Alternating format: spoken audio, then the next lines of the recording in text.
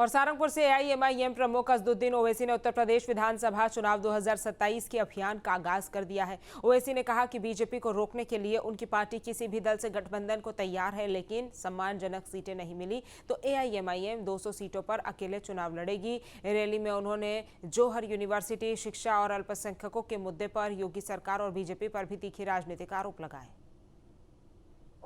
Literacy rate आप देखेंगे तो 53-54 के करीब है। महिलाओं में लिटरेसी रेट सबसे ज्यादा कम मुस्लिम महिलाओं में है।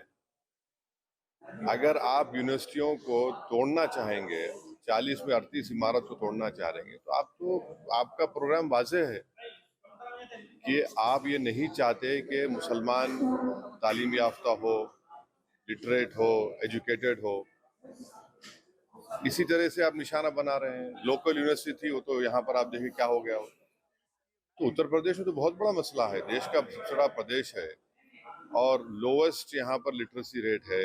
सिर्फ करीब 4% मुसलमान ग्रेजुएट होते हैं, 3.7। ये तो बहुत बड़ा नुकसान हो जाएगा ना। हमारे 4 विधायक को राजद और कांग्रेस ने तोड़ लिया।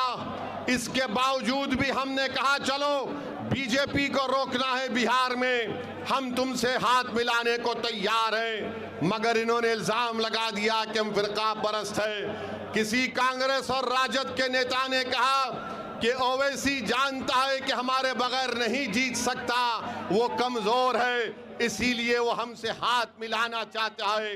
मैंने उस वक्त भी कहा, बिहार की सरजमीन और सीमांचल की सरजमीन में खड़े होकर कहा, और आज सहारनपुर की मुबारक सरजमीन में खड़े होकर कह रहा हूं, मैं आज भी उत्तर प्रदेश में दोबारा बीजेपी की सरकार ना बने, मैं अलायंस करने के लिए तैयार हूं।